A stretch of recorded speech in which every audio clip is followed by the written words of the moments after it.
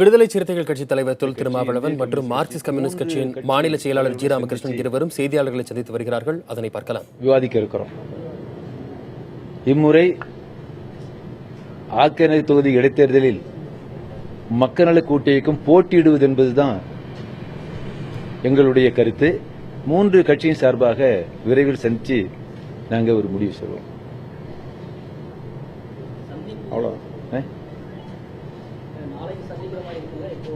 2 நாள்ல 2 or 3 daysல சந்திச்சு என்னன்றத முடிவு சொல்லுவோம். உங்ககிட்ட சொல்லாம வேற எங்க சொல்ல முடியும்?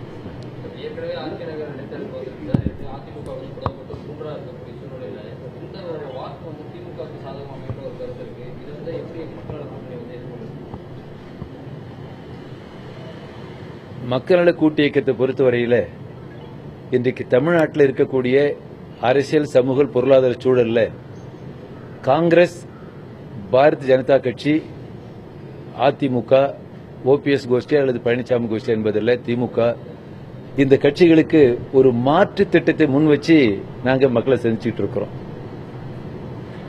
சாதாரண காலத்தில் மாற்று திட்டத்தை முன்வைத்து மக்களை பாதுகாப்பதற்காக கூட்டு இயக்கம் நடத்தக்கூடிய நாங்கள் தேர்தல் வருகிற போது அதனுடைய தொடர்ச்சியாக போட்டியிடுவதுதான் பொருத்தமாக இருக்கும் என்பது கட்சி நாங்கள் எடுக்கிற.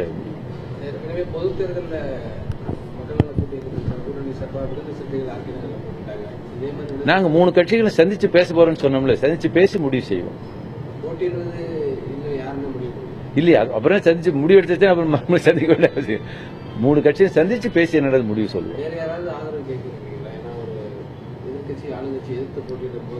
அதாவது இப்பதான் சந்திச்சிருக்கிறோம். நேத்தான அறிவிப்பு வந்தது, இன்னைக்கு சந்திச்சிருக்கிறோம். இன்னைக்கு எல்லா கேள்வியும் கேட்ட கொஞ்சம் மிச்சம் வைங்க கேள்வியை. ஆந்திரால தமிழர்கள் வந்து சம்மரக்கட்டை கட்டியதாக கைது செய்யப்பட்டிருக்காங்க. கைது செய்யப்பட்ட தமிழர்கள் அங்க இருக்கக்கூடிய காவல்துறையால் சித்திரவதை செய்யப்பட்ட போதும் அரை நிர்வாணத்தோட காவல் நிலையத்தில் காட்சிகள்லாம் வெளியாயிருக்காங்க. நேற்று 179 பேர், அது போக இன்னைக்கு வர ஒரு 35 பேர் சம்பளம் கடத்தியதாக கைது. காவல்துறையினர் சித்திரவதை அது விவரங்கள் முழுசா கிடைக்கல.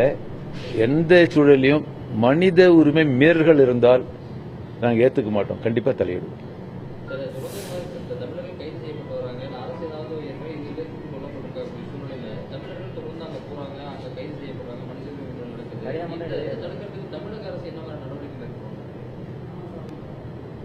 அதாவது இது ஏற்கனவே இந்த 20 தொழிலாளர்களுக்கு கடுமையான ஒரு இயக்கத்தை நடத்தணும், வழக்கு நடந்துகிட்டு இருக்கு, இது பண்றோம். இப்ப அடுத்தடுத்து வருகிற போது தமிழ்நாடு அரசாங்கம் தலையிடணும். பட் நாங்க ஒரு அதிகாரத்தில் இல்லாத அரசியல் கட்சிகள் என்று வருகிற போது நாங்கள் செய்ய வேண்டியது, நீங்க தமிழர்கள் எந்த பணி எங்க போனாலும் மனித உரிமை மீறல்கள் இருந்தால் அந்த மனித உரிமை பாதுகாக்கக்கூடிய அடிப்பில் நாங்கள் தலையிடுவோம். தேர்தல் ஆணையம் 2015 இடைத்தேர்தல் எப்படி நடந்தது அப்படின்றது தெரியும். இடைத்தேர்தலின் போது ஆளுங்கட்சி எப்படி அதை பயன்படுத்துவாங்க, தேர்தல் ஆணையத்தின் நடவடிக்கை எப்படி இருக்கும்? பொதுவாக இடைத்தேர்தல் இருந்தாலும் பொது தேர்தல் இருந்தாலும் ஜனநாயக முறையிலான தேர்தல் என்பது மக்கள் விரும்பக்கூடிய வேட்பாளர்களுக்கு வாக்களிக்கக்கூடிய ஒரு சூழல் உருவாகணும். அந்த மக்கள் விருப்பத்துக்கு மாறாக திசை திருப்பதற்கு வாக்காளர்களுக்கு பணம் பட்டுவாடை செய்வது என்பது ஜனநாயகத்துக்கு விரோதமானது, முரணானது. அந்த அடிப்படையில் தேர்தல் என்பது ஜனநாயக பூர்வமாக நடத்தப்பட வேண்டும் என்பதாக இது நடத்தணும். நம்ம தேர்தல் ஆணையத்தை நாங்கள் வலியுறுத்துவோம்.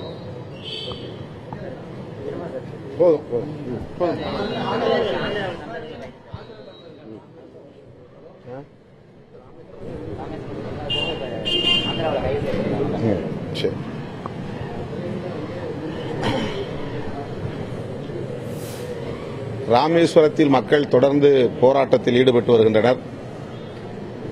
மத்திய அரசு இன்னும் இது குறித்து எந்த கருத்தையும் தெரிவிக்கவில்லை என்பது வேதனை அளிக்கிறது. சிங்கள கடற்படையினர் ஏற்கனவே சுஷ்மா ஸ்வராஜ் அவர்கள் முன்முயற்சி எடுத்து நடத்திய ஒரு பேச்சுவார்த்தையில் இனி துப்பாக்கிச் சூடு இருக்காது என்று உத்தரவாதம் அளித்தனர்.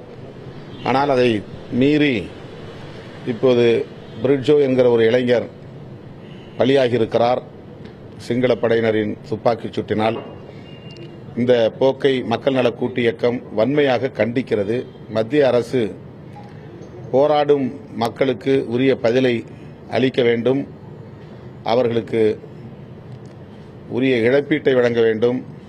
இனி துப்பாக்கிச்சூடு நடக்காது என்கிற ஒரு உத்தரவாதத்தை அளிக்க முன்வர வேண்டும் என்று கேட்டுக்கொள்கிறோம். ஆந்திராவில் தமிழர்கள் தொடர்ந்து கைது செய்யப்படுவதும் கொடூரமான முறையிலே சித்திரவதை செய்யப்படுவதும் வன்மையான கண்டனத்திற்குரியது. மக்கள் நல கூட்டு இயக்கம் ஏற்கனவே 20 தமிழர்கள் சுட்டுக் கொல்லப்பட்ட போது ஒரு மாபெரும் போராட்டத்தை முன்னெடுத்தோம்.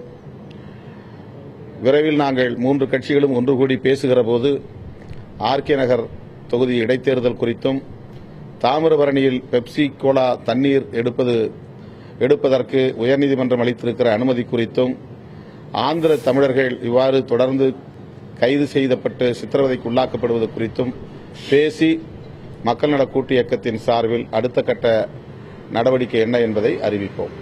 ஏற்கனவே தேர்தலில் பொது தேர்தலின் போது மக்கள் நல கூட்டணியில் மதிமுக இடம்பெற்றது. அதே கூட்டணியில் தேமுதிக தமாக நடத்தினாங்க.